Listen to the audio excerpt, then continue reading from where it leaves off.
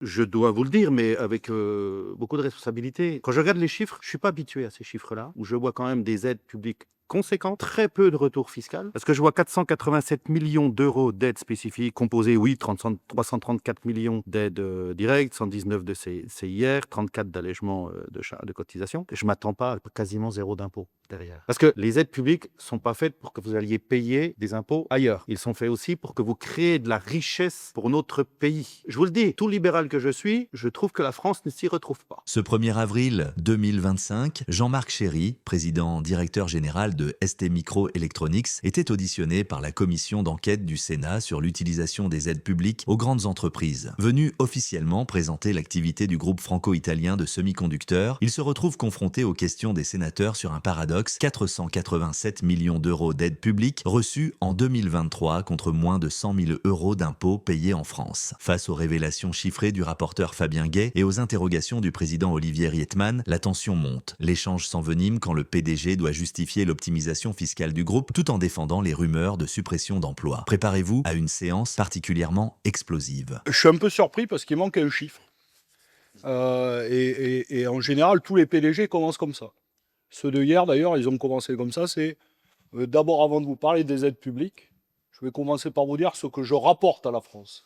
Et ils sont tous fiers de commencer par le taux d'impôt et l'impôt qu'ils rapportent. Alors, je vous pose la question. Est-ce que vous pouvez nous indiquer, peut-être pour 2023, si vous n'avez pas le chiffre consolidé, pour 2024, combien d'impôts vous payez? Alors, je sais, il y a le chiffre monde, mais ce qui m'intéresse beaucoup, c'est le chiffre France. Alors moi, je connais le chiffre monde puisqu'on est à plus de 15% effectivement de taxes. Donc ça, je connais le chiffre-là. On rapporte aussi à l'État un mot qu'on a du mal aussi à prononcer, des dividendes. Donc, Alors, peut-être je peux vous le donner, non, mais... parce que j'ai eu beaucoup de mal à le trouver. Ah oui? Ah oui, beaucoup. Donc, Mais j'ai beaucoup cherché. bon. D'ailleurs, vous êtes une des rares sociétés, avec celle de hier de Carrefour, à pas mettre les slides en ligne sur les dividendes versés, etc.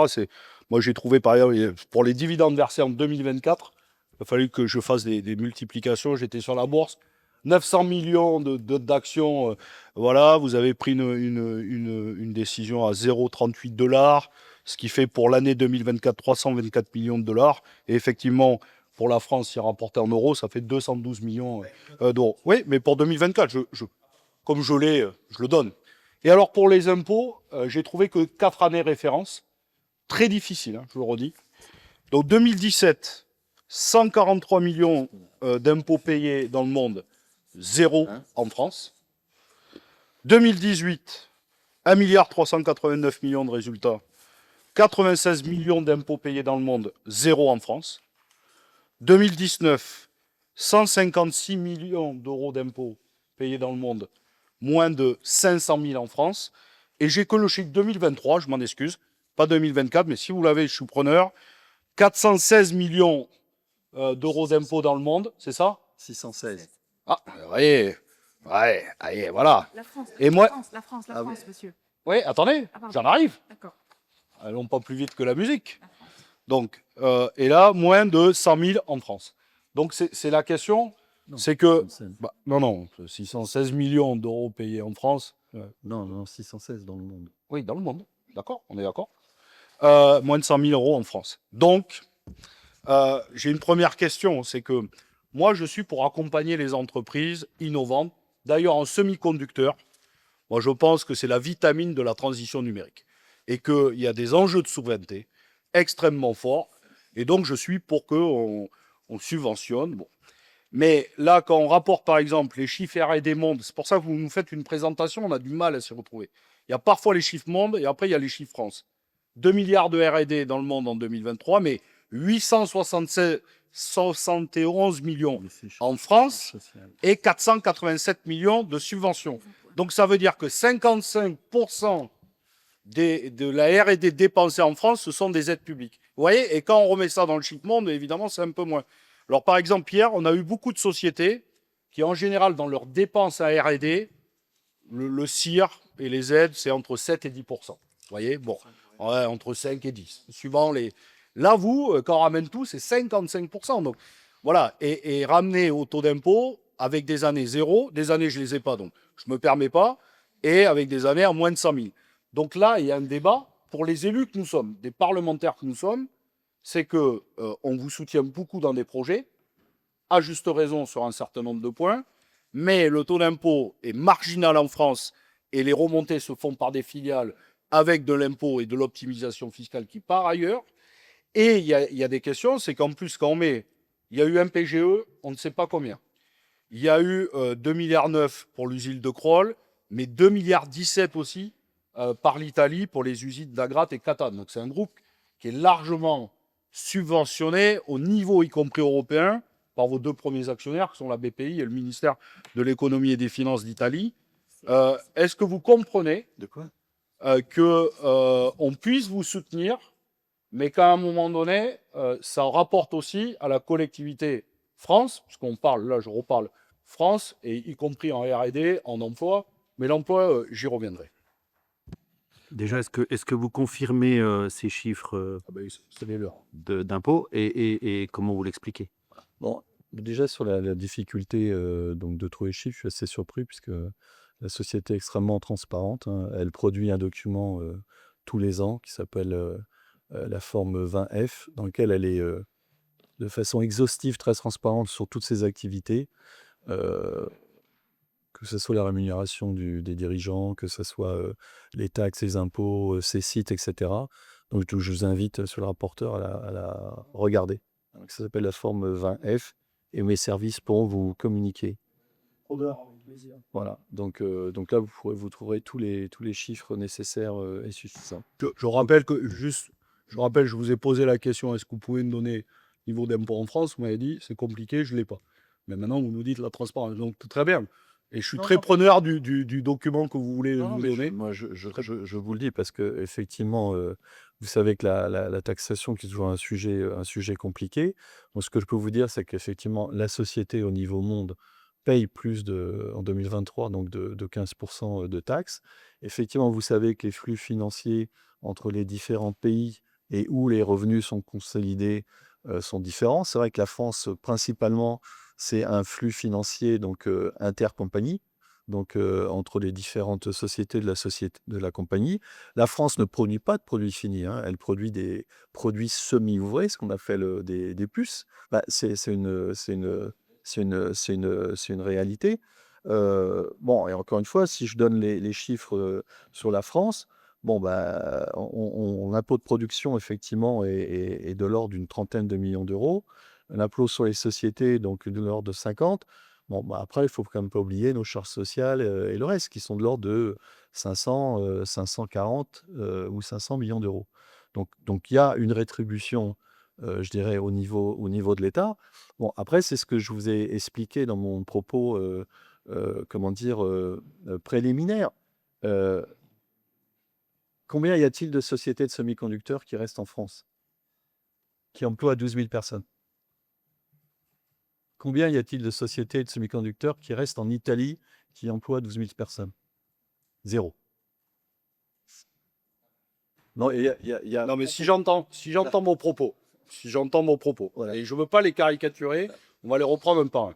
Bon, d'abord, vous me dites que vous n'avez pas le chiffre monde le chiffre France quand je vous interroge, puis je vous donne les chiffres que j'ai trouvés, qui sont donc les vôtres. Vous me dites maintenant tout est transparent. Je vous dis que j'ai eu énormément, et mes collègues qui sont là depuis le début savent que j'essaie de recouper beaucoup d'informations pour vous, je veux dire le plus grand mal. Mais je suis preneur donc et globalement, vous nous expliquez que vous touchez donc 487 pour 2023. Je ne dis pas, voilà.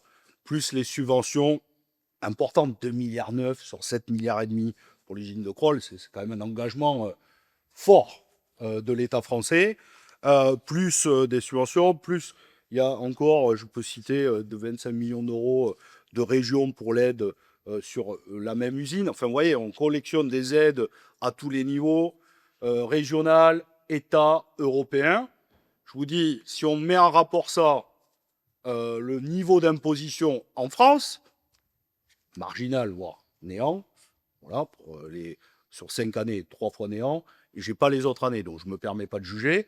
Et là, vous me dites, ouais, à la fin, oui, mais combien il en reste? Zéro. Donc, finalement, c'est ça. Donc, on doit subventionner à gogo et jamais se poser la question du retour sur notamment une des questions qui est importante, sur le taux d'imposition. Et vous avez raison, il est entre 7 et 15% suivant les années au niveau monde, mais même l'administration américaine considère que ce taux est trop faible. Vous voyez, donc on n'est pas les seuls en France à se poser cette question. Voilà, je Non, me mais- permets de le souligner et je trouve que la réponse de dire ben oui, mais on est les derniers et donc c'est comme ça est un peu juste. Non, mais attendez. Si vous permettez, Non, monsieur, non, le, je- monsieur le président. Non, je directeur voudrais général. répondre parce que Attendez, je trouve le ton.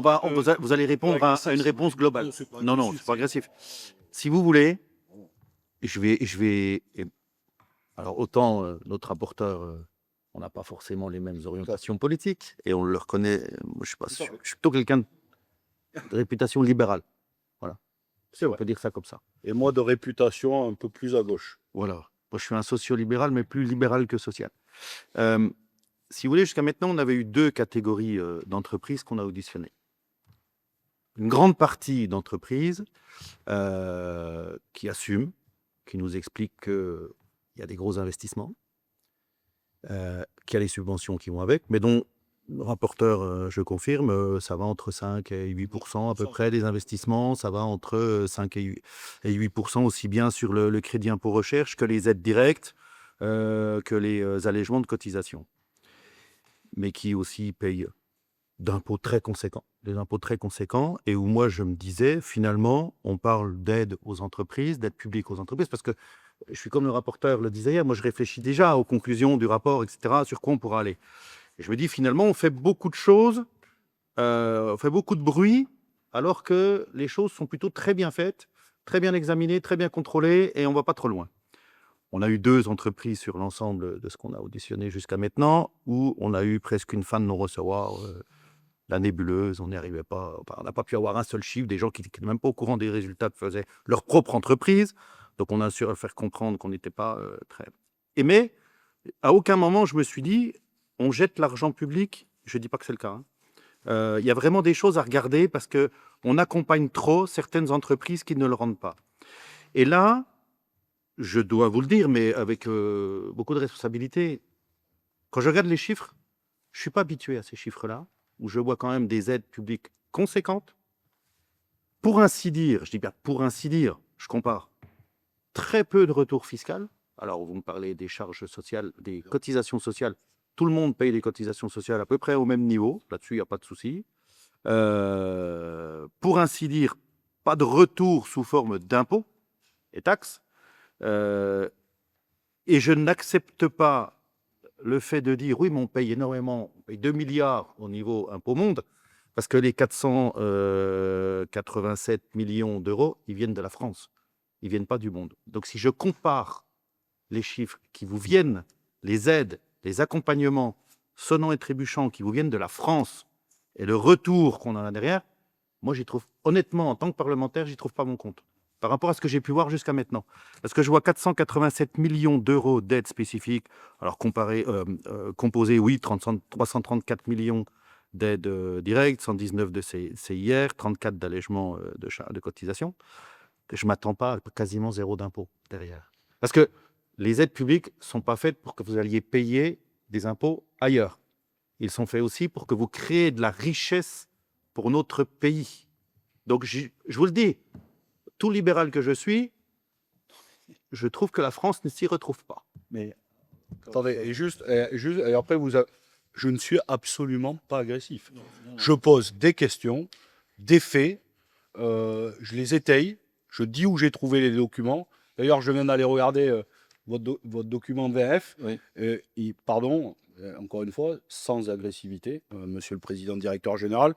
L'ensemble des slides de l'ensemble des groupes que nous avons auditionnés, sauf Carrefour, je mets entre parenthèses, sont disponibles au public. Le vôtre, là je suis sur le site internet, n'est pas disponible au public. Il faut écrire à votre agence qui ensuite, voilà. Donc il n'est pas accessible. Voilà. Donc je le redis, et c'est très bien que vous vouliez la transparence. Une des premières questions, c'est au minimum de mettre la présentation aux actionnaires, comme ça se fait dans 95% des entreprises, au niveau transparent. Vous voyez, sans agressivité, mais un désaccord, une nouvelle fois, avec ce que vous avez dit tout à l'heure. Je note que vous nous invitez à réfléchir. J'ai bien noté Je pense que dans nos conclusions, sur l'aspect lien entre imposition et aide publique, vous dites respecter la loi, ce qui est vrai, d'ailleurs, pas de question, mais je pense que ça nourrira notre réflexion qu'à un moment donné, il y a un retour évidemment sur investissement. Donc, une dernière question, on a beaucoup parlé de souveraineté. Moi, je voulais savoir combien de brevets déposés en France et combien en Italie. Parce que je sais que l'Italie est plutôt comment dire, friand de mettre ses brevets sous domaine public. Donc, la question, est-ce que, comme d'autres groupes, notamment Sanofi, vous faites appel à l'optimisation fiscale sur les brevets et notamment l'IP Box pour loger la fiscalité des brevets, l'IP Box. Et enfin, mais vous avez déjà un peu répondu, mais j'y reviens, puisque Bloomberg, le journal d'information boursière, a annoncé en janvier qu'il y aurait un plan, mais vous avez commencé à y répondre, mais je repose la question pour que ça soit plus clair, de suppression de 2000 à 3000 suppression de postes, licenciements, 6% des effectifs au niveau mondial, en France et en Italie. Est-ce que vous démentez ou confirmez cela dans les prochains mois ou prochaines années? Voilà, je vous remercie, Monsieur le Président. Donc je vous confirme, ce que je vous dis. Bon, je peux pas commenter ces chiffres parce que malheureusement, ils sont issus de données qui ont été, fournies par des parties prenantes hostiles à la société. Donc je peux pas commenter ces chiffres qui sont faux. Qui sont faux. Et s'ils ont été dotés par les parties prenantes, Non, pourquoi qui sont Ah, faux. qui sont tronqués. Qui sont faux. Ah, d'accord. Qui sont simplement faux. Faux, effectivement, en ce qui concerne les nombres et faux en ce qui concerne l'appellation. Donc je vous répète, il n'y aura aucun site de fermé et aucun licenciement sec. Je vous ai répété qu'effectivement, si Ce qui peut vouloir dire ce que vous avez déjà pratiqué, des plans de départ volontaires. mais bien sûr, Ah, ben voilà. ça peut être des plans de départ de volontaires, ça peut être des plans effectivement, où on aide quelqu'un à trouver un emploi, ça peut être effectivement, des mutations, ça peut être toute forme. Mais il y a dans notre société, enfin tant que Donc, pas de fermeture de site, ni licenciement sec. ni licenciement sec. Mais Je ça peut être des suppressions de postes. Ça peut être des suppressions de postes. Pourquoi? Écoutez, Voilà. si si je vous disais que nous modernisons nos usines pour les rendre plus compétitives et que ça a aucun impact, à court terme sur l'emploi, il y a 2 raisons. C'est soit je vous mens, soit on a une telle croissance qui est prévue qu'effectivement la croissance va complètement absorber la productivité qui va s'améliorer. Or, il s'avère que dans les 3 ans qui viennent, ça ne sera pas le cas.